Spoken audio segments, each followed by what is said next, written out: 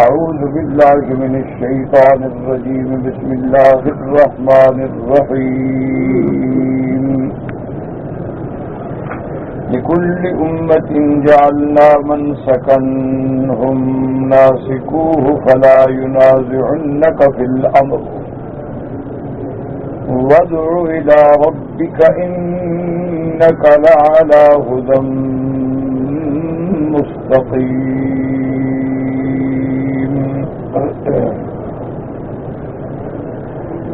وإن جادلوك فقل الله أعلم بما تعملون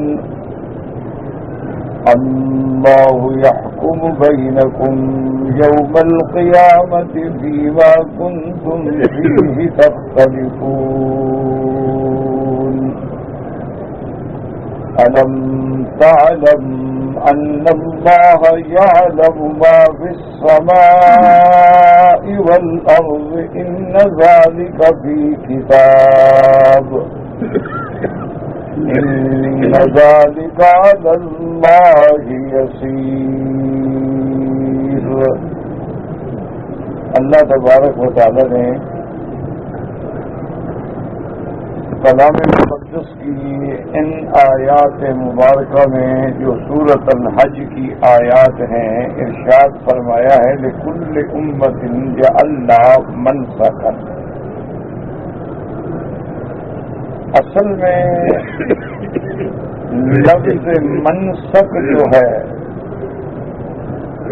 یہ لغت عرب میں علماء لغت کے نزدیک اس جگہ کا نام ہے جس جگہ کو کسی خاص مقصد کے لیے خاص کیا جائے، اس کو کہتے ہیں منسک. اسی وجہ سے کہا جاتا ہے مناسک حج کہ حج کے احکام کے لیے بعض امکنہ جو ہیں ان کو اللہ نے خاص فرمایا ہے کہ ہم نے منا جانا ہے، پھر عرفات جانا ہے، پھر مزدلفہ میں آنا ہے، تو ان مقامات کی مناسبت سے نام ہو گیا مناسک. اور اسی طرح پھر یہ دو معنوں میں مستعمل ہوتا ہے، یعنی یہ تو باعتبار لغت کے اس کا معنی ہے نا کہ منسک کا معنی وہ مقام جو کسی خاص مقصد عبادت کے لیے، اور بعض علماء لغت کہتے ہیں یعنی کسی مقصد کے لیے وہ خیر ہو یا شر خاص کر دیا جائے تو اس کو کہتے ہیں منسک. قرآن پاک میں یہی لفظ جو ہے ہم نے اس سے پہلے اسی صورت میں پڑھا ہے، تو وہاں یہ استعمال ہوا تھا قربانی کے ضمن میں، جو اللہ کے راستے میں ہم قربان کرتے ہیں، اللہ کے راستے میں جو اضحیہ ہے، اور اسی طرح اللہ کے راستے میں جو ہدی ہیں، جو ہم ایام حج میں ہدی تمتع ہے اور ہدی قران ہے وہ ذبح کرتے ہیں، اس کے ضمن میں ہم نے یہ آیت مبارک پہلے تلاوت کی ہے اور پڑھی ہے. اس میں بھی اس کا ذکر آیا کہ وَلِكُلِّ أُمَّةٍ جَعَلْنَا مَنسَكًا لِيَذْكُرُوا اسْمَ اللَّهِ عَلَيْهِ عَلَى مَا رَزَقَهُم مِّن بَهِيمَةِ الْأَنْعَامِ. تو یہ پہلے آیت ہم پڑھ چکے ہیں کہ اللہ نے وہاں فرق صرف اتنا ہے کہ وہاں واو کے ساتھ تھا اب تھا وَلِكُلِّ أُمَّةٍ، اور یہاں ہے لِكُلِّ أُمَّةٍ بغیر عطف کے.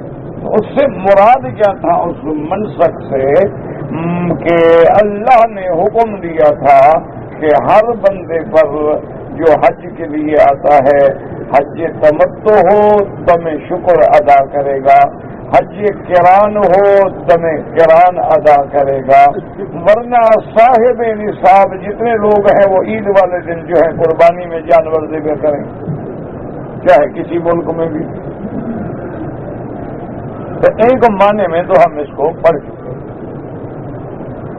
اچھا، دوسرا معنی یہ بھی لیا گیا ہے کہ منسک کا معنی ہر کسی کا طریقے عبادت، کہ اللہ تبارک و تعالی نے ہر امت کے لیے ہر دور میں ان کے عبادات کے لیے طریقے بنائے، ان کو بتلایا گیا کہ تم نے اس طرح عبادات کو سر انجام دینا ہے۔ بہر صورت ان دونوں معنوں میں سے جو بھی رکھا جائے وہ صحیح ہے۔ اگر اس کو ہم ذبائح کے معنی میں لیں یعنی قربانی کے معنی میں لیں تب بھی ٹھیک ہے۔ عبادت کے معنی کیوں؟ قربانی بھی تو ایک عبادت ہے، جب ہم اللہ کے نام پر قربانی کرتے ہیں تو وہ بھی تو ایک عبادت ہے۔ باقی اسباب نزول کے بارے میں مفسرین کرام نے ایک روایت نقل کی ہے کہ مشرکین جو تھے وہ اعتراض کرتے تھے مسلمانوں پر کہ دیکھو جی یہ کیسے لوگ ہیں، کیسے مسلمان ہیں کہ جو جانور اپنے ہاتھ سے ذبح کریں وہ تو حلال ہو جاتا ہے، اور اگر کوئی جانور ویسے اپنی طبیعی موت مر جائے یعنی جس کو اللہ نے مارا ہو تو پھر اس طرح بات بناتے ہیں نا کہ اگر جانور اپنی موت مرے اس کو اللہ نے مارا ہو تو کہتے ہیں مردار ہے، حرام ہو گیا، اور اگر اس کو یہ خود ذبح کر دیں تو کہتے ہیں حلال ہو گیا۔ تو مشرکین جو تھے وہ مسلمانوں پہ اعتراض کرتے، اور اسی طرح بعض کفار جو ہے وہ اس قسم کے اعتراضات بھی کرتے تھے کہ مسلمانوں کا حج کے لیے آ کے بکریاں ذبح کرنا اور اتنا گوشت ضائع کرنا یہ کون سی عبادت ہے؟ بے عین ہی آج بھی دشمنان اسلام آج بھی بے عین ہی یہود، نصارہ، مجوس، ہندوز اور جتنی کافر قوتیں ہیں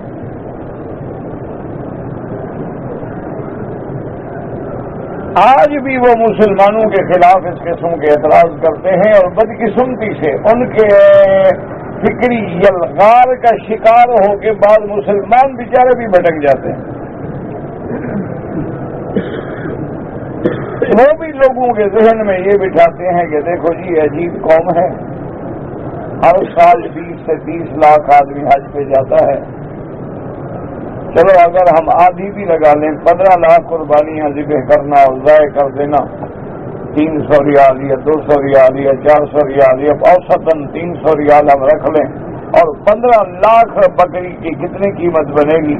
وہ کہتے ہیں دیکھو جی بیوقوف آدمی اتنے پیسے سے مسجدیں بنا دیں، مدرسے بنا دیں، ہسپتالیں بنا دیں، غریبوں کو پیسے دے دیں، یہ کون سی عقل مندی ہے کہ جا کے ارب ریال جو ہیں وہ بکرے لے کے ذبح کر کے پھینک دو؟ آج بھی وہی اعتراض کرتے ہیں، آج بھی وہ یہ اعتراض کرتے ہیں کہ دیکھو جی ہم نے 1 لاکھ مرغی جو ہے سپلائی کرنی ہوتی ہے تو ہر مرغی کیسے ذبح کر سکتے ہیں؟ یہ تو فقط ضائع کرنے کا مقصد ہے، مسلمانوں کے پاس اور کام ہے کوئی نہیں، تو اتنا ٹائم کس کے پاس ہے؟ لہٰذا ٹھیک ہے بس کرنٹ لگا اور ختم ہو گئی، مر گئی۔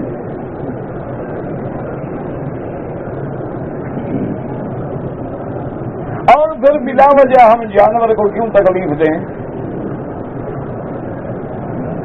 کہ اس کو ذبح کریں، وہ تڑپ رہا ہے، وہ پکڑ رہے ہیں، وہ پھر چھری چلا رہے ہیں، کرنٹ لگا مر گیا، جب اس بھی آرام ہو گیا، اور 1 گھنٹے میں آپ چاہیں تو لاکھوں مرغیاں بکریاں ذبح کر سکتے ہیں۔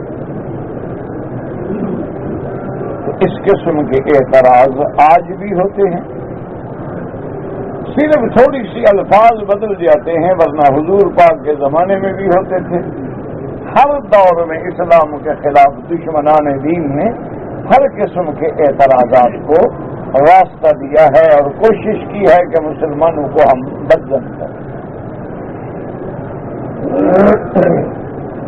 پہلی بات تو یہ سمجھیے نا میرے عزیز کہ اللہ نے اگر مسلمانوں کو جانور کے ذبح کرنے کا حکم دیا ہے تو اس میں 2 حکمتیں ہیں۔ ایک حکمت تو یہ ہے کہ مثلاً اگر اللہ کے نام پہ ذبح نہ ہو، لاکھ چھری پھیرو، جانور حرام ہے۔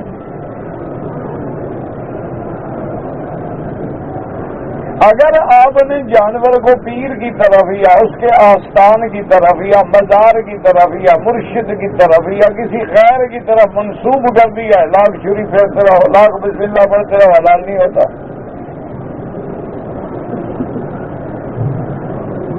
تو ایک حکمت تو یہ ہے کہ فَكُلُوا مِمَّا ذُكِرَ اسْمُ اللَّهِ عَلَيْهِ،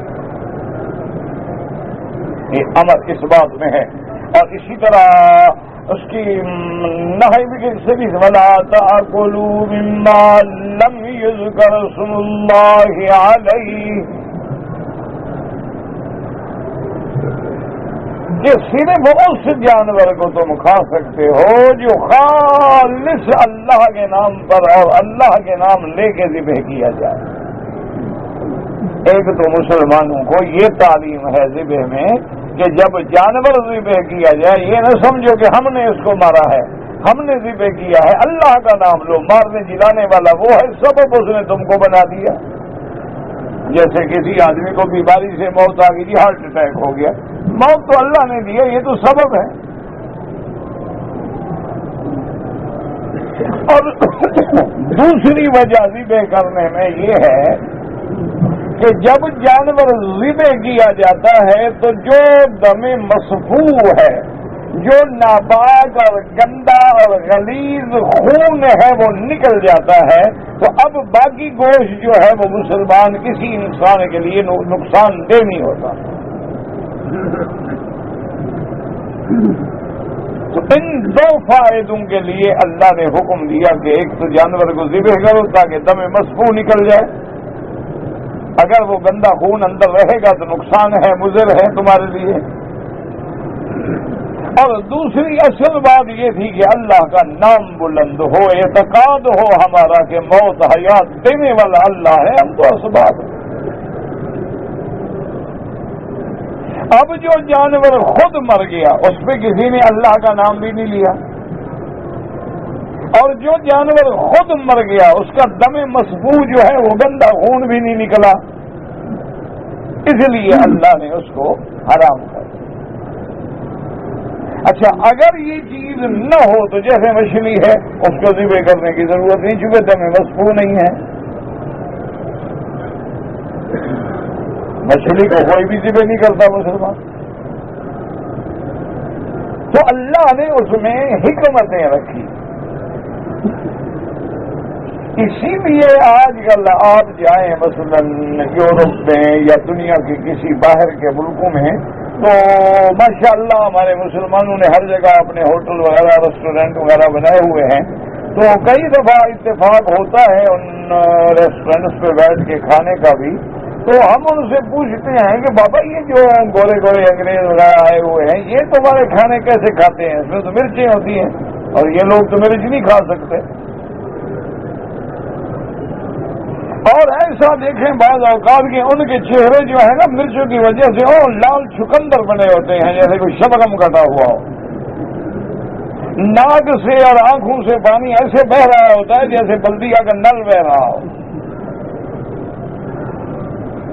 لیکن کھا رہے ہوتے ہیں۔ ہم نے پوچھا بھی یہ کیا ہے؟ انہوں نے کہا جی یہ کہتے ہیں اس گوشت میں، اس کباب میں، اس چیز میں جو مزہ ہے وہ ہمارے یہاں میں نہیں ہے، کیونکہ یہ حلال ہے۔ حتیٰ کہ حلال جانور میں آپ حیران ہوں گے، میرے وہ دوست ہیں وہ ایک بڑی اعلیٰ کوالٹی کا جوتا بناتے ہیں، جوتے پاؤں میں پہننے والے جوتے بناتے ہیں، اس کا کم سے کم جو لو ریٹ ہے نا 600 ریال سے شروع ہوتا ہے، 2000 2500 3000 ریال تک بکتا ہے ایک جوتا۔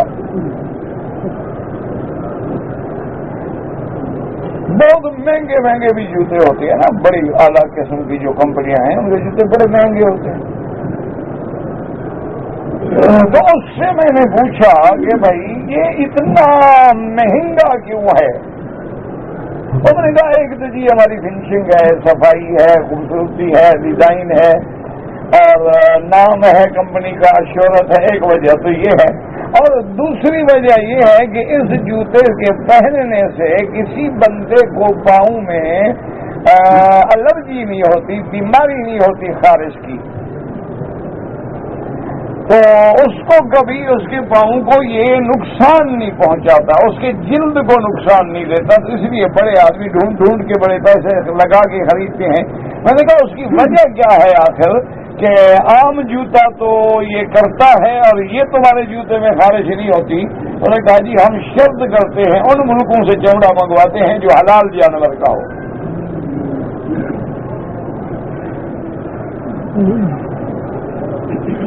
آپ کو شاید مولوی کی بات پہ اعتبار نہ ہے، آپ تحقیق کر لیں کہ بالی کے جوتے ہیں، چرچل کے جوتے ہیں، ارمانی کے جوتے ہیں، گوکی کے جوتے ہیں، یہ ہش پپی، یہ بڑے بڑے قیمتی جو جوتے ہیں، پوچھیں ان کا چمڑا کہاں سے آتا ہے۔ ہمارے مسلمان ملکوں سے جاتا ہے، بناتے وہ ہے، ہمیں بنانا نہیں آتا، وہ ہمیں سکھاتے ہی نہیں۔ ہمارا قیمتی سے قیمتی جوتا ہونا جی، اگر یورپ میں آپ پہنے 15 دن کے بعد انشاءاللہ اوپر والا حصہ الگ ہوتا ہے، نیچے والا الگ ہوتا ہے۔ وجہ کیا ہے کہ وہاں ہر وقت بارش ہے، سڑکیں بھیگی ہوئی ہیں، نیچے جب پانی لگتا ہے چمڑے کو، چمڑا ہمارا پھول جاتا ہے، اس کی پریسنگ جو ہے وہ ہم صحیح نہیں کر سکتے۔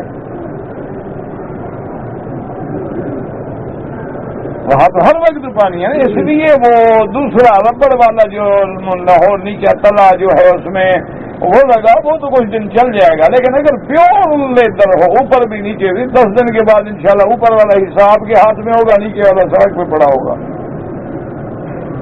پانی ہے ہر وقت، تو سڑک پر پانی ہے، برسات ہے، آپ کتنا گاڑی پہ آخر گاڑی سے اتر کے گھر تو آئیں گے، کہیں گاڑی پار کریں گے تو کہیں تو جائیں گے نا، آخر آپ جوتا سڑک سے چلیں گے، بس پانی لگا اور جوتا پھول گیا۔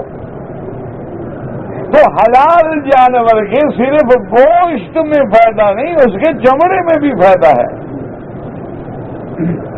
میرے کہنے کا مقصد یہ تھا کہ اللہ نے جو حکم دیا ہے اس میں حکمت ہے، اسی لیے اب آپ دیکھیں کہ اگر ہم کسی جانور کو چوٹ مار کے مار دیں وہ حرام ہے، ہم کسی جانور کا گلا دبا دیں وہ حرام ہے، ہم کسی جانور کو پہاڑ کی چوٹی سے گرائیں، نیچے جا کے گرے مر جائیں حرام ہے، ہم جانور کو اوپر سے دھکا دیں کنویں میں گر جائے یا غار میں گر جائے مر جائے حرام ہے۔ اس لیے قرآن نے بتا دیا منخنقہ موقوذہ متردیہ نطیحہ وما اکل سب حرام ہے الا ما ذکیتم۔ اچھا، کسی کا جانور کو اگر کسی نے مثلا شیر نے پکڑ لیا، بگیاڑ نے پکڑ لیا، آپ گئے وہ بھاگ گیا، تو اب دیکھو جانور زندہ ہے ذبح کر لو ورنہ حرام ہے۔ اسی لیے قرآن کہتا ہے کہ کلاب معلمہ اور غیر معلمہ، وہ کتے جو شکار کے لیے سدھائے گئے ہیں اور وہ جو شکار کے لیے سدھائے نہیں گئے ہیں، اور دونوں کی علامت کیا ہے کہ اگر وہ کتا آپ نے چھوڑا، اس نے شکار کو پکڑ کے تیری انتظار میں بیٹھ گیا، اس نے نہیں کھایا تو یہ سدھایا ہوا ہے، اگر اس نے کھانا شروع کر دیا سدھائے ہوا نہیں، اب جانور حرام ہے۔ اس لیے اللہ نے کوئی چیز حرام کی ہے تو حکمت ہے۔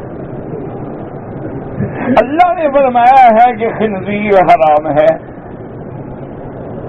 اب دنیا کی جدید علوم اور جدید تحقیق جو ہے وہ اس نتیجے پہ پہنچے ہیں کہ کینسر جو ہے وہ زیادہ خنزیر کھانے والوں کو ہوتا ہے، اور اس نتیجے پہ پہنچے ہیں کہ خنزیر کھانے والے کے گردے جو ہیں وہ موٹے ہو جاتے ہیں، اور اس نتیجے پہ پہنچے ہیں کہ اس خنزیر کے گوشت میں کوئی ایسی لعنت ضرور ہے کہ اس کے کھانے والے میں غیرت نہیں رہتی۔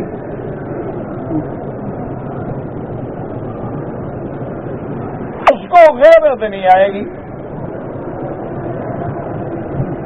تو اللہ نے جو حرام کیا ہے، تو ورنہ اللہ کو کیا، اللہ تو ساری مخلوق کو تو اللہ نے پیدا کیا ہے نا، حلال ہو یا حرام ہو، تمام جانوروں کے پیدا کرنے والا کون ہے؟ اللہ۔ انہوں نے کہا بکرا تو حلال ہے، دمبا حلال ہے، خنزیر حرام۔ اور پھر یہ بات بھی یاد رکھیں کہ یہ اینک ایک کمپنی نے بنائی ہے، اس میں جو نقص ہے یا فائدہ ہے وہ بنانے والا زیادہ بہتر جانتا ہے۔ یعنی جس نے آپ کہیں گے جی اس میں یہ ذرا چوڑائی کم ہے، یہاں زیادہ ہے، یہاں کم ہے، پھر یہاں زیادہ ہے، اور یہ جو اس میں لچک بھی ہے اور کیوں ہے کوئی وجہ بتا دے گا، لیکن جس نے بنائی ہے اس کو زیادہ پتا ہے۔ تو ان جانوروں کا خالق کون ہے؟ تو خالق کو پتا ہے نا کہ کون سا میرے بندے کے لیے مناسب ہے اور کون سا میرے بندے کے لیے مناسب نہیں ہے۔ جو کہ اشرف المخلوقات جو ہے وہ انسان ہے، تو اشرف المخلوقات کے لیے اللہ نے جو غذا دینی ہے تو وہ دینی ہے جو ہمارے لیے فائدہ مند ہو۔ باقی یہ رہ گیا کہ ہم قربانی میں اتنا پیسہ ضائع کر دیتے ہیں، تو یہ بھی ایک غلط اعتراض ہے، بغض ہے اسلام سے اور کچھ بھی نہیں۔ اس کی وجہ یہ ہے کہ پہلے تو ہمیں اسلام حکم ہی نہیں دیتا۔ آپ نے خود قرآن پڑھا ہے، ابھی 2 دن پہلے آپ نے پڑھا ہے کہ جب قربانی کا جانور ذبح کرو تو اس کو 3 حصوں میں تقسیم کرو، ایک اپنے لیے رکھو، ایک ان مسکینوں کو دو جو مانگتے ہیں، ایک ان کو دو جو بغیر مانگے گھر بیٹھے رہتے ہیں، سوال نہیں کرتے۔ تو ان کو دینا چاہیے۔ بھائی آگے آ جاؤ نا، راستہ میں روکو، طواف کا آگے آ جاؤ۔ تو اب جناب دیکھیں، غور کریں اس بات میں کہ ہمیں اللہ نے حکم دیا کہ فَكُلُوا مِنْهَا وَأَطْعِمُوا الْبَائِسَ الْفَقِيرَ، اور کہیں فرماتے ہیں فَكُلُوا مِنْهَا وَأَطْعِمُوا الْقَانِعَ وَالْمُعْتَرَ۔ اللہ نے حکم دیا، یہ بھی بتلا دیا کہ اس کے 3 حصے کر لو، ایک حصہ خود استعمال کرو، ایک دوستوں کو بھیج دو اور ایک مسکینوں کو دے دو۔ تو جب اللہ کا حکم تو یہ ہے، اگر ہم ضائع کریں تو اس میں شریعت اسلام کا کیا نقصان ہے؟ اچھا، اب یہ پیدا ہوتا ہے بات کہ ان کو ہمارے پیسوں سے ہمدردی ہے تو سگریٹ بند کر دو، کوئی دنیا میں غریب ہی نہیں رہے گا۔ جتنا پیسہ سگریٹ پہ ضائع ہوتا ہے، جتنا پیسہ پان پہ ضائع ہوتا ہے، جتنا پیسہ کافی پینے پہ ضائع ہوتا ہے، جتنا پیسہ سگار پہ اور کوکا کولا اور پیپسی اور ان کے بغیر بندہ مر جاتا ہے، جب یہ نہیں بنے تھے لوگ مر گئے۔ تو اگر تمہیں ہمدردی ہے تو یہ فضول پیسے بند کر کے غریبوں پہ لگا دو۔ صرف اسلام کے احکام پہ تمہیں کیوں تکلیف ہے؟ تو معلوم یہ ہوا کہ ہمدردی نہیں، اصل میں بغض ہے اسلام سے، ورنہ اسلام کا ہر حکم جو ہے وہ کامل ہے، جامع ہے، مانے ہے، اور اس میں دین کا بھی بھلا ہے اور دنیا کا بھی بھلا۔ تو اس لیے بعض علماء نے فرمایا کہ جب کافروں نے اعتراض کیا تو یہ آیت نازل ہوئی کہ تم کیوں اعتراض کرتے ہو؟ اللہ نے تو ہر شریعت میں احکام رکھے ہیں، اللہ نے ہر شریعت میں حکم رکھا ہے، قربانیوں کا بھی، جانوروں کے ذبح کرنے کا بھی، حلال کا بھی، حرام کا بھی۔ تو جب یہ چیزیں ہر شریعت میں تھیں، ایک اصول ہے کہ جب اس کے بعد شریعت آئے گی تو پہلے ختم ہو جائے گی۔ حضرت موسیٰ علیہ السلام کے زمانے میں وہ دین تھا، وہ برحق تھا۔ حضرت عیسیٰ علیہ السلام کے زمانے میں دین تھا، وہ برحق تھا۔ پھر جب اللہ نے ہمارے محبوب کو بھیجا، خاتم الانبیاء والمرسلین کو، تو اب قیامت تک کے لیے دین محمد مصطفیٰ حق ہوگا۔ اب ہم دین موسیٰ علیہ السلام پہ یا دین عیسیٰ علیہ السلام پہ عمل نہیں کر سکتے۔ ان الدین عند اللہ الاسلام، اور اللہ نے فرما دیا وَمَن يَبْتَغِ غَيْرَ الْإِسْلَامِ دِينًا فَلَن يُقْبَلَ مِنْهُ وَهُوَ فِي الْآخِرَةِ مِنَ الْخَاسِرِينَ۔ اللہ نے فرما دیا کہ اب اسلام کے علاوہ کوئی دین قبول نہیں ہوگا۔ اب اللہ کا پسندیدہ دین جو ہے وہ دین اسلام ہے، اس لیے اللہ پاک نے ہر شریعت میں حکم دیا ہے۔ اس لیے فرماتے ہیں یا ایھا الذین آمنوا کتب علیکم الصیام کما کتب علی الذین من قبلکم، تم پہ ہم نے روزہ فرض کیا ہے تو تم سے پہلی امتوں پہ بھی روزہ فرض کیا ہے۔ اللہ نے اگر تمہیں نماز کا حکم دیا ہے تو پہلی امتوں پہ بھی نماز کا حکم ہے۔ اگر اللہ نے تمہیں صدقات و زکات و خیرات کا حکم دیا ہے تو پہلی امتوں پہ بھی صدقات و زکات و خیرات کا حکم ہے۔ تو ہر شریعت کو اللہ نے بنایا ہے، اصول ایک ہے، فروعی احکام میں تبدیلی ہوتی رہتی ہے۔ تو پھر کسی کو اسلام کے نہ ذبیحے پہ اعتراض ہونا چاہیے، نہ اسلام کے طریقے عبادت پہ اعتراض ہونا چاہیے۔ اس لیے اللہ نے قرآن میں فرمایا لِكُلِّ أُمَّةٍ جَعَلْنَا مَنسَكًا هُمْ نَاسِكُوهُ، وہ اسی کی طرف عبادت کرتے ہیں۔ فَلَا يُنَازِعُنَّكَ فِي الْأَمْرِ، اب مشرکین کو کوئی حق نہیں پہنچتا کہ اس امر میں وہ جھگڑا کریں۔ اللہ نے فرمایا میرے محبوب اگر کافر جھگڑتے ہیں، اگر یہود و نصارہ جھگڑتے ہیں، اگر مشرکین مخالفت کرتے ہیں، آپ غم نہ کریں۔ وَادْعُ إِلَىٰ رَبِّكَ إِنَّكَ لَعَلَىٰ هُدًى مستقیم، آپ اپنے رب کی طرف بلاتے رہیں، دعوت دیتے رہیں جو کہ آپ صراط مستقیم پہ ہیں۔ آپ ان کی باتوں کی طرف توجہ نہ کریں، اگر پھر اس کے باوجود بھی آپ سے جھگڑیں وَإِن جَادَلُوكَ فَقُلِ اللَّهُ أَعْلَمُ بِمَا تَعْمَلُونَ،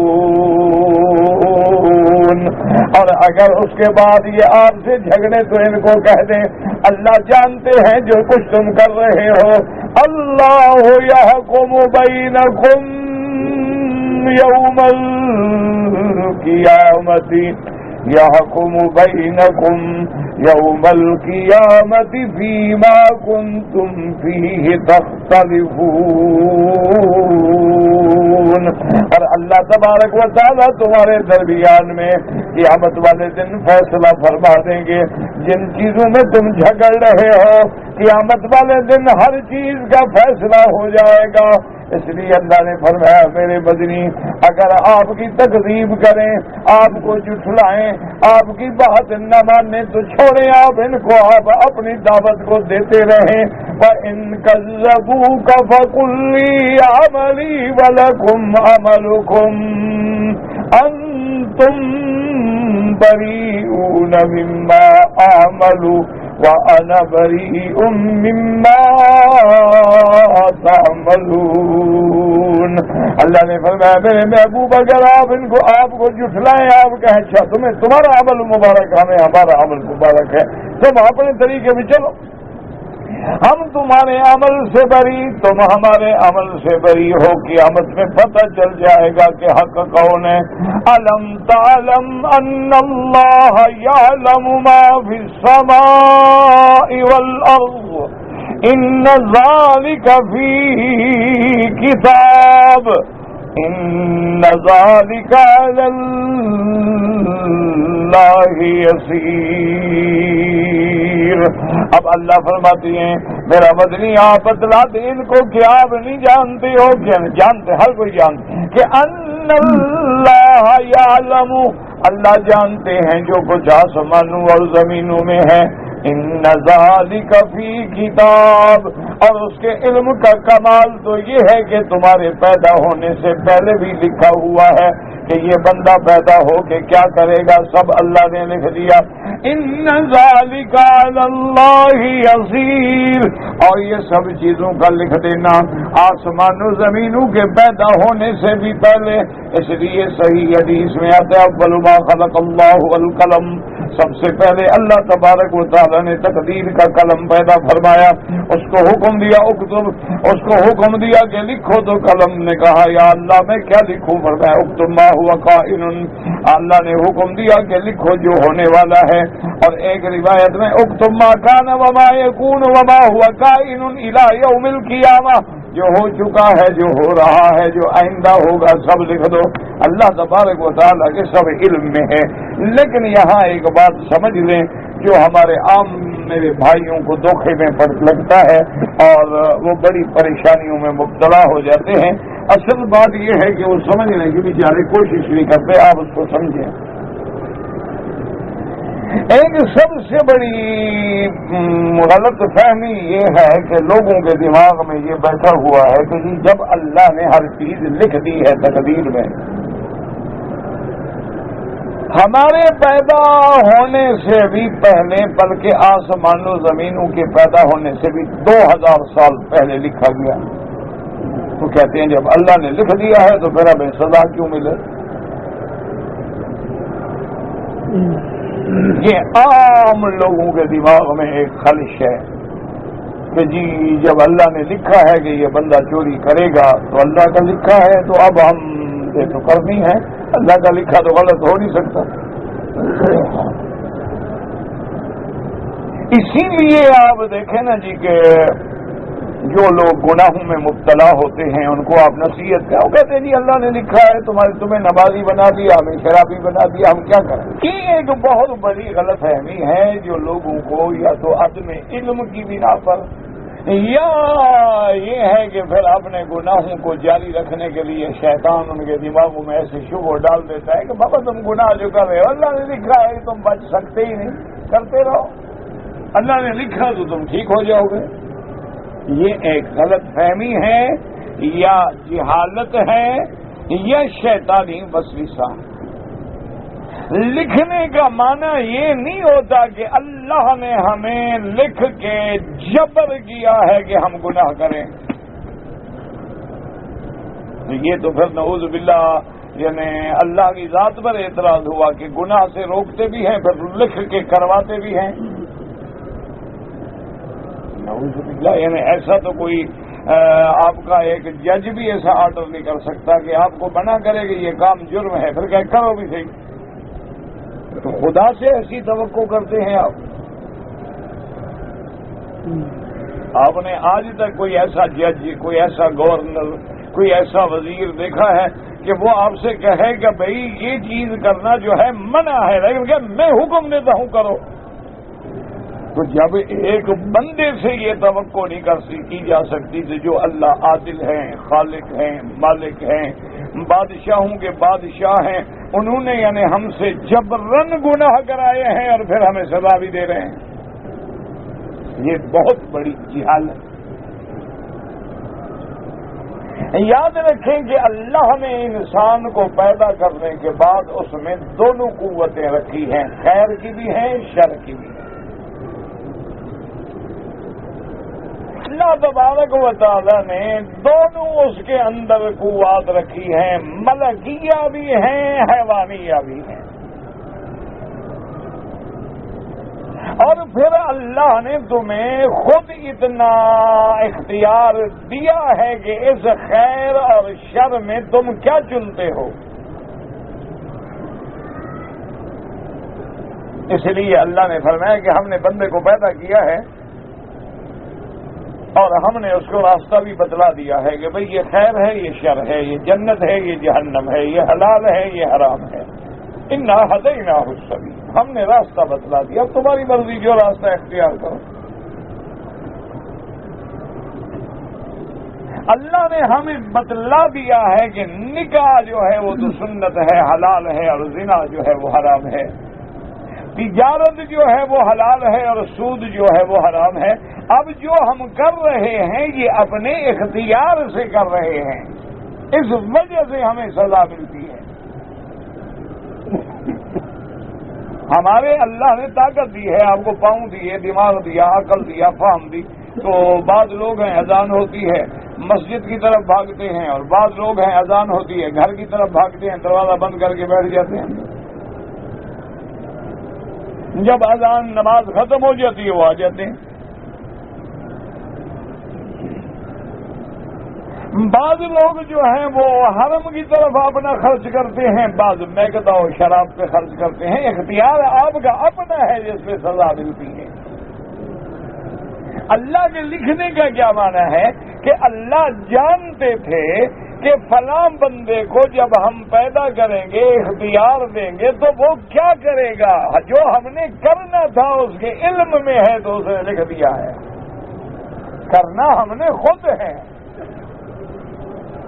لیکن ہمارے کرنے سے پہلے وہ جانتے تھے کہ اس کو پیدا جب میں کروں گا تو یہ کیا کرے گا. کیا تم نے خود ہے. اس کی مثال آسان سمجھ لو کہ اب گاڑی میں آپ دیکھتے ہیں نا، کار چلاتے ہیں تو اس میں ایئر کنڈیشن لگا ہوتا ہے، اس پہ لکھا ہوتا ہے، نشان بھی ہوتا ہے، کول ہے اور یہ ہاٹ ہے، کہ بھئی آپ کو گرمی میں آپ اس کو کول پہ رکھیں ٹھنڈی ہوا آئے گی، اور سردیوں میں آپ اس کو ہاٹ پہ رکھیں گے تو گرم ہوا آئے گی. اب اگر آپ گرمی میں جا رہے ہیں اور اس کو ہاتھ پہ کر کے چلا دیں، فل فین کھول دیں، ساری گاڑی کے اندر آگ بن جائے، آپ کے کہیں جی لکھا کیوں ہے؟ لکھنے والے کا قصور ہے نا. ہاتھ کیوں لکھا تھا؟ لکھا ہوا نہ ہوتا تو گرم نہ ہوتا. یہ ایک چابی پھیرنے والے کا قصور ہے کہ لکھنے والے کا قصور ہے؟ لکھنے کا معنی یہ ہے کہ کرنا ہم نے خود ہے، لیکن جو کرنا ہے وہ اللہ جانتا ہے. اس لیے اس نے ہمارے کرنے سے پہلے اس کو لکھ دیا کہ جب فرشتوں کے سامنے آتا ہے وہ کہتے ہیں سبحانک، اللہ تیرے علم کی کیا حد ہے کہ ابھی لوگ پیدا بھی نہیں ہوئے اور تو نے لکھ دیا ہے پیدا ہوں گے اور یہ کریں گے. یہ ابو جہل بنے گا اور یہ ابو بکر بنے گا. ورنہ ابو جہل اپنی جہالت سے بنا ہے، ابو بکر اپنی صداقت سے بنا ہے. اس نے دین اسلام کے لیے مار کھائی ہے، اس نے دین اسلام کو مٹانے پہ طاقت لگائی ہے، اس لیے اس کو جہنم کی سزا ملے گی اور اس کو صحبت محمد مصطفیٰ ملے گی صلی اللہ علیہ وسلم. یہ معنی نہیں ہوتا کہ اللہ نے لکھا ہے جی، تقدیر نے لکھا ہے جی، تقدیر ہمیں پکڑ کے گناہ کروا رہی ہے اور پھر سزا بھی دے رہی ہے. یہ اچھی بات ہے. یہ تو خدا پہ اتنا بڑا الزام ہے کہ آدمی ایمان سے بھی نکل جاتا ہے. اللہ تبارک و تعالی ہمیں بچائے اور اللہ ہدایت کے فیصلے کرے. ہاں باقی یہ بات کو سمجھا کرو کہ اللہ نے جو ہمیں اختیار دیا ہے، اگر اس اختیار کو بھی وہ سلب کر لے تو قادر ہے. یعنی ہم اتنے بڑے آزاد بھی نہیں کہ ہمارے اختیار کو کوئی چیلنج نہ کر سکے. نوع من الاختیار جو ہے ہم جبر و اختیار کے درمیانی کیفیت کے نام ہیں. اسی لیے اللہ نے اسلام کو دین وسط بنایا ہے، امتن وسطا، کیونکہ ہمارا ہر کام جو ہے وہ اعتدال پہ ہے. ہمارا حدود سے نکلنے کے بعد تباہی آتی ہے.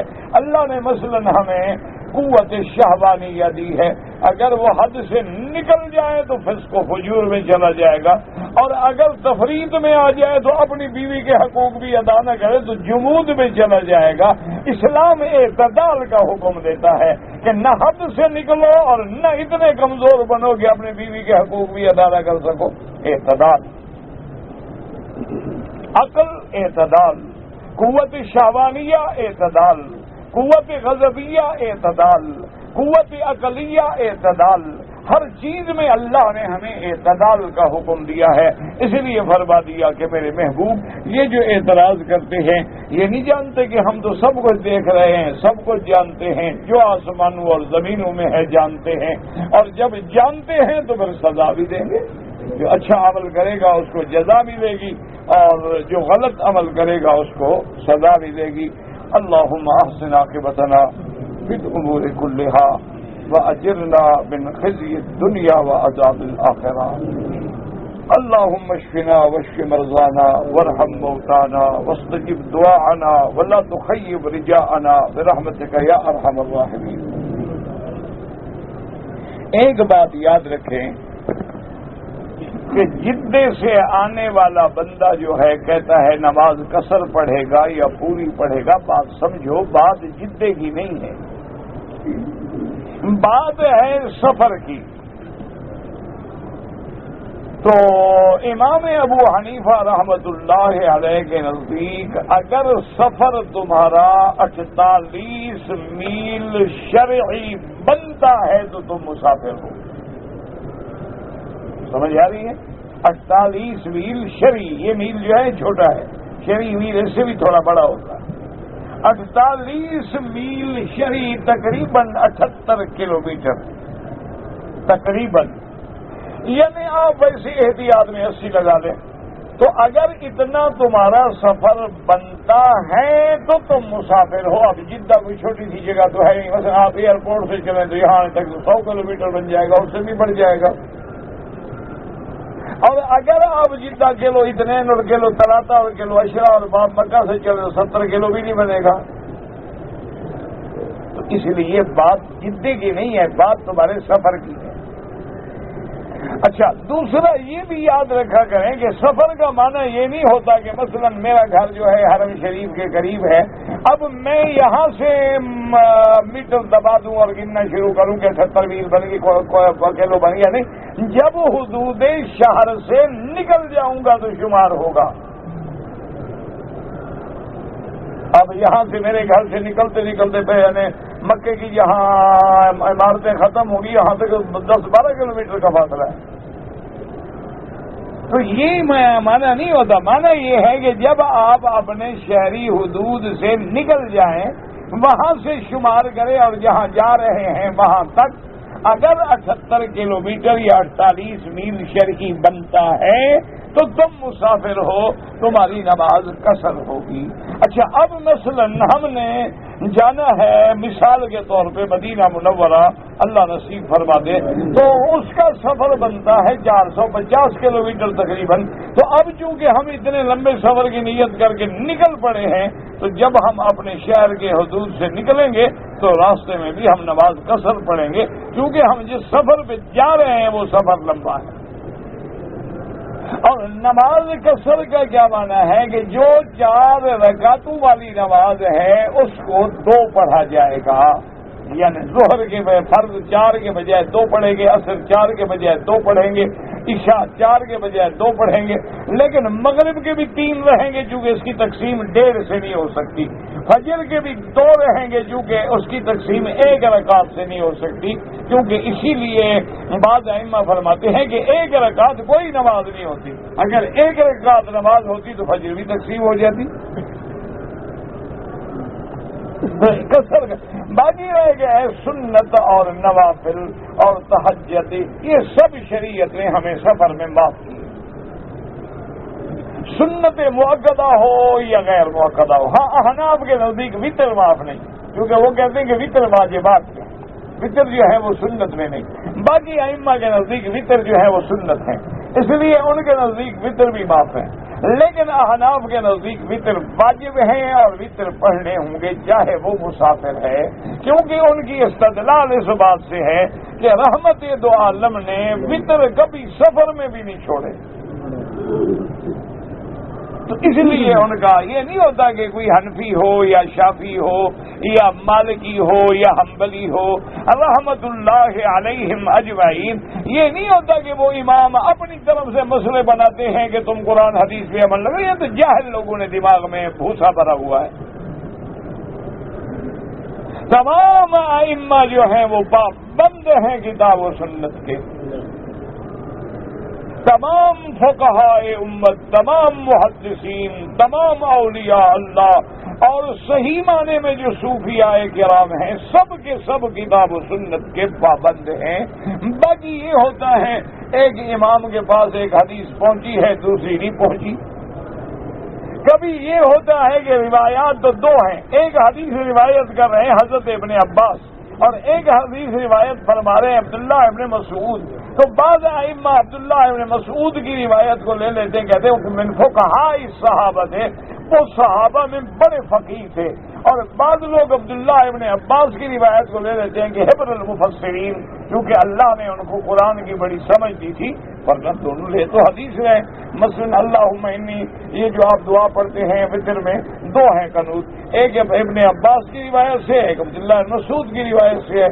احناف نے عبداللہ ابن مسعود کی روایت والی لے لی اور حنابلہ نے عبداللہ ابن عباس والی اللہم اہدنا فیمن ہدیت والی روایت، یہ حدیث تو دونوں محمد مصطفیٰ کی ہے صلی اللہ علیہ وآلہ، آلہ وصحبہ وسلم تسلیما کثیرا۔ اچھا، تو پھر جب ہم حدیث کی پیروی کرتے ہیں تو پھر امام کا کیا کام ہے؟ تو نماز تو ہم اللہ کی پڑھتے ہیں، تو پھر امام کا کیا کام ہے جو ہمارے آگے کھڑا ہے؟ اس کی ہمیں کیا ضرورت ہے؟ ہر آدمی اپنی اپنی پڑھ لے۔ تو معلوم ہوا کہ کوئی ڈسپلن تو رکھنا ہے نا، کوئی نظم تو رکھنا ہے نا، کوئی پابندی تو رکھنی ہے نا، ورنہ اگر بغیر امام کے نماز ہو، کوئی رکوع میں کھڑا ہوگا، کوئی سجدے میں پڑا ہوگا۔ اسی لیے ہم فقہا کو لیتے ہیں۔ وجہ کیا ہے کہ ان کا زمانہ جو ہے اقرب الی زبان رسول اللہ صلی اللہ علیہ وسلم کے، ان کا زمانہ میرے مدنی کے زمانے کے زیادہ قریب تھا، اور ان کا عمل جو ہے وہ ہم سے زیادہ بہتر تھا، ان کا عقل جو ہے وہ ہم سے زیادہ بہتر تھا، ان کا تقویٰ جو ہے ہم سے زیادہ قوی تھا۔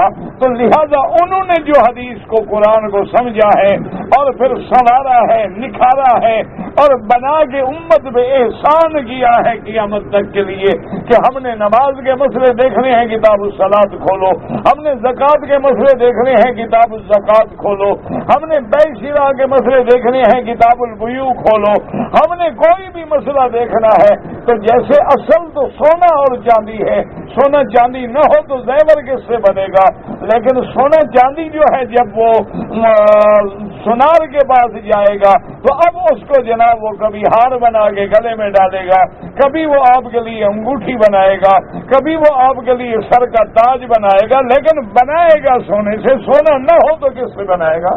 اسی لیے فقہا نے ہمیں دین سمجھنے کے لیے آسان کر دیا، ہر چیز کا باب باندھ دیا، ہر مسئلہ الگ الگ کر کے لکھ دیا، اس کی تنقیح کر دی اور اس کی تخریج کر دی کہ یہ مسئلہ ہم نے فلاں حدیث سے لیا ہے۔ اس لیے ہم ان کی بات کو زیادہ قابل احترام سمجھتے ہیں۔ اگر یہ نہ ہو تو گاڑی چل ہی نہیں سکتی۔ دیکھو نا، دنیا میں دیکھو، ایک حاکم ہوگا اور ایک رعایا ہوگا، تیسری کوئی قسم ہو سکتی ہے؟ تیسرا تو باغی ہوگا۔ اسی طرح ایک امام ہوگا، ایک مقتدی ہوگا، کوئی تیسری قسم ہے؟ اسی قسم ہو ہی نہیں سکتی، وجود میں نہیں آ سکتی دنیا میں۔ اسی طرح ایک یا تو مقام مجتہد پہ ہوگا یا پھر مقلد ہوگا، تیسری قسم ہو ہی نہیں سکتی۔ اس لیے سمجھا کریں، اللہ پاک ہمیں تمام ائمہ، محدثین، اولیاء کا احترام کرنے کی توفیق عطا فرمائیں۔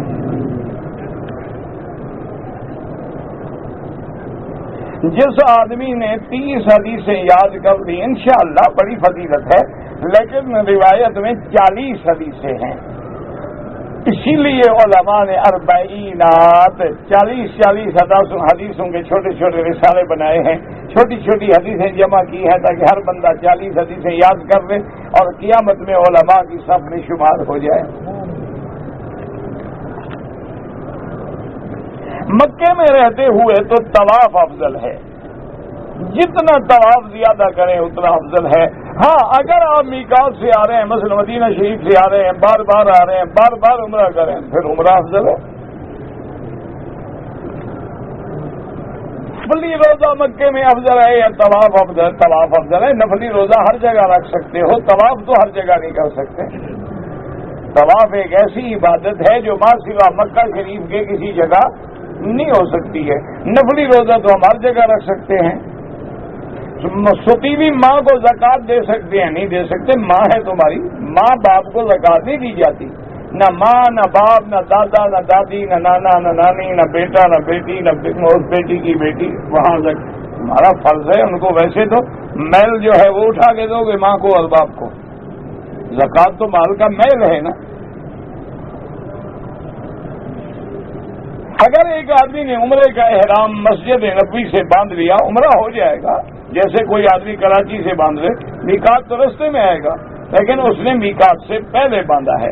لیکن افضل یہ ہے، سنت یہ ہے کہ اسی مقام پہ ذل حلیفہ سے آگے باندھے جہاں سے میرے محبوب نے باندھا ہے صلی اللہ علیہ وسلم۔ اگر کوئی حنفی نماز میں جنازے میں 2 سلام پھیرے جائز ہیں، 1 پھیرو جائز ہیں، کوئی ایسا مسئلہ نہیں، کوئی لڑائی والی بات ہی نہیں ہے، جتنا گول ڈالو گے اتنا میٹھا ہوگا۔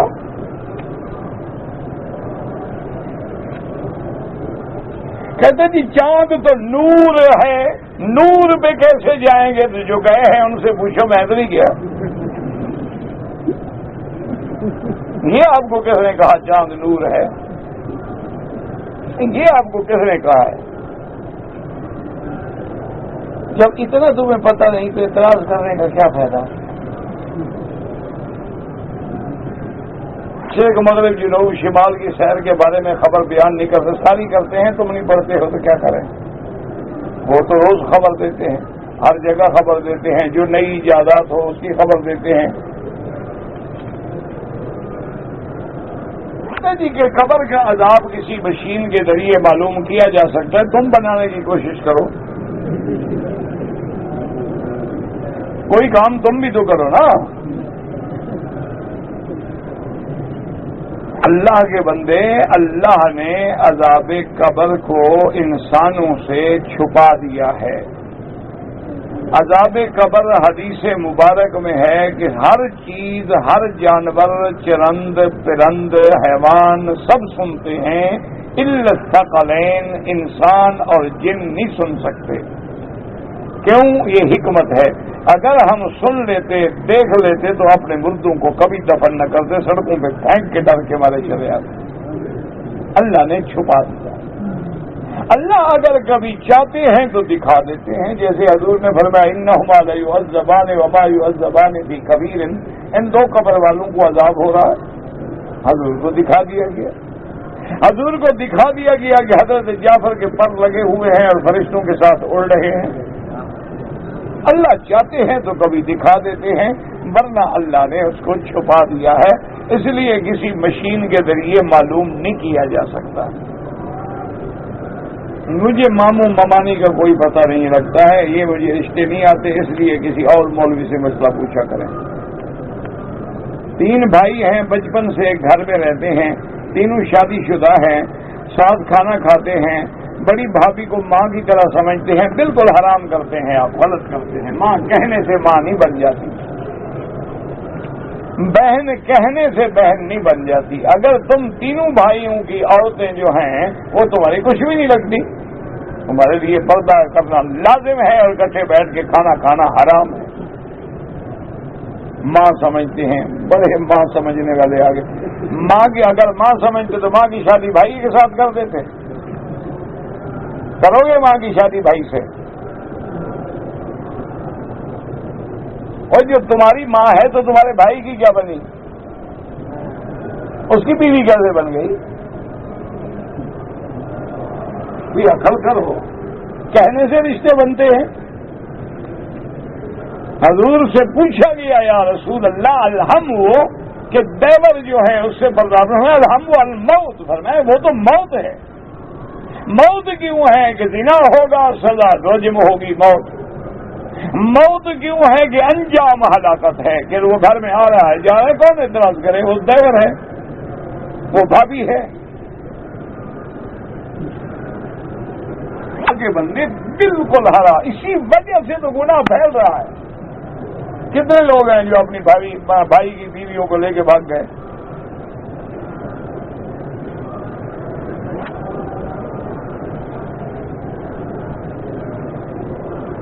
طواف کے بعد جو 2 رکعت نماز پڑھتے ہیں، نیت کیسے کریں؟ بس یہی دل میں سمجھ لو کہ 2 رکعت طواف ہے، ورنہ امام ابو حنیفہ رحمۃ اللہ علیہ کے نزدیک واجب ہیں، باقی ائمہ کے نزدیک سنت ہیں۔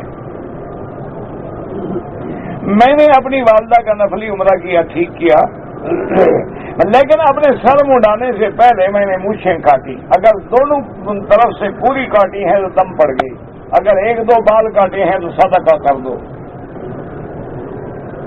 عمرہ کرنے کے بعد غسل کرنا فرض ہے یا نفل؟ نہ فرض ہے نہ نفل ہے، پہلے تو سنت ہے، عمرے کے بعد غسل کا کیا تعلق؟ ویسے کرنا چاہو گے، چلو بھی پسینہ ہے، میل ہے، صاف ہو جائے، تمہاری مرضی ہے، یہ کیا نہ فرض ہے نہ نفل ہے؟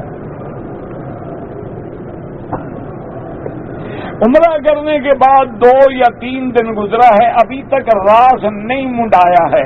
اچھا، راس عربی آ گیا، منڈایا اگر اردو آ گیا. ماشاءاللہ، انشاءاللہ جی اب راس بھی منڈواؤ اور ایک بکری دم بھی ادا کرو کہ 3 دن سے آپ نے کپڑے پہنے ہوئے ہیں.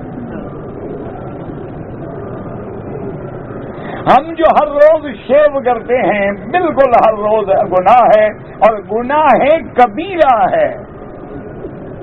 پہلی دفعہ اگر آدمی داڑھی منڈائے تو صغیرہ ہے، بار بار منڈائے تو جیسے زنا گناہ کبیرہ ہے، اسی طرح داڑھی منڈانا بھی گناہ کبیرہ ہے. تم نے کو مذاق سمجھا ہوا ہے داڑھی کو. نماز جنازہ میں ہر تکبیر پہ ہاتھ اٹھائیں، نہیں احناف کے نزدیک نہ اٹھائیں، حنابلہ کے نزدیک اٹھاتے ہیں. کوئی مسئلہ نہیں، اعلیٰ اولا کی بات ہے، کوئی لڑائی جھگڑے کی بات ہی نہیں ہے. اگر پاؤں میں درد ہے تو میں جوتا پہن کے طواف کر سکتا ہوں، کر سکتے ہیں، بس جوتا پاک ہو.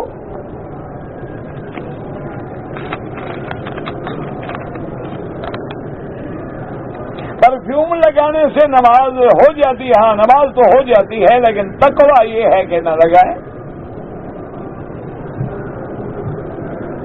ہم پاکستان سے آ رہے تھے، مکے میں کام کرتے ہیں، احرام بھی ہمارے ساتھ تھے، لیکن ایئرپورٹ پہ بھی نہیں باندھا، جدے میں بھی نہیں باندھا. ضرورت ہی محسوس نہیں کی. ایک مسجد سے احرام، ایک بکری ادا کریں، انشاءاللہ اگلے دفعہ ضرورت محسوس کریں گے. مذاق ہے، تمہاری ضرورت ہی محسوس نہیں کی. احرام کی چادریں بھی ساتھ ہیں، سب کچھ ساتھ ہے، ضرورت نہیں محسوس کی. انا للہ انا الیہ راجعون. میری والدہ کی طبیعت خراب ہے، اسپتال میں ہیں. اللہ سے دعا کریں، اللہ ہر بیمار پہ رحمت کرے، اللہ ہمارے بیماروں پہ، آپ کے سب مسلمانوں پہ شفا کاملہ دے. کہتے ہیں جی کہ آپ کے دانتوں میں کوئی دانت سونے کا بھی ہے. آپ آئیے گا، دکھاؤں گا میں. اب اس کا کیا علاج ہے میرے پاس؟ اگر ہو بھی تو شریعت میں جائز ہے. میں ایک مسئلہ بھی سمجھ لو، سونے کا دانت لگوانا جائز. دم اپنے ملک میں دے نہیں، مکے میں دینا ہوگا. حتی یبلغ الہدی محلہ. ایک آدمی نے پاکستان سے دبئی عمرے کے لیے سفر کیا، رات کو ہوٹل میں قیام کیا، صبح جا کے مسجد عائشہ سے احرام باندھا. نہ دبئی سے باندھا نہ کراچی سے باندھا، دم پڑ گئی اور میقات کے عمرے سے بھی محروم ہو گیا.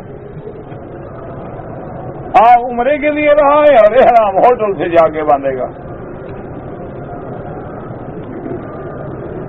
اگر حالت احرام میں کسی عورت نے حمام سے فارغ ہو کر خوشبو والے صابن سے ہاتھ دھویا، چونکہ فوراً دھو دیا ہے لہذا صدقہ کر دیں، 2-4 ریال خیرات کر دیں.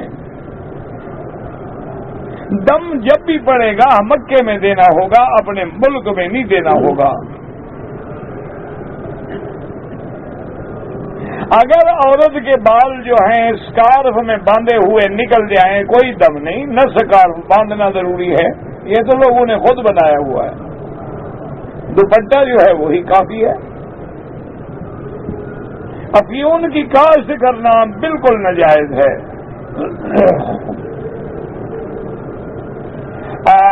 میں نے حج پیدل کیا، لیکن پیدل چلنے سے، رگڑنے سے خون نکلا بدن سے، کچھ بھی نہیں ہوتا. اگر ہاتھ دھوئے ہیں خوشبو والے صابن سے، صدقہ کر دیں، خیرات کر دیں. طواف جو ہے اپنے لیے کریں، بچوں کے لیے دعا مانگیں. طواف 7 چکروں کے بعد ایک طواف بنتا ہے. ربنا تقبل منا انك انت السميع العليم اللهم اجعل لنا وللمسلمين من كل هم فرجا ومن كل ضيق مخرجا ومن كل بلاء عافيا. اللهم فرج هم المهمومين وتسكر المكروبين واقض الدين عن المدينين واشفنا واشف مرضانا ومرضى المسلمين. اللهم استر عوراتنا وآمن روآتنا خفض روآتنا اللهم اغفر لنا كل ذنب واحفظ عنا كل ذنب فرج عنا كل كرب صلى الله تعالى على خير خلقه سيدنا محمد وعلى آله وصحبه أجمعين اللهم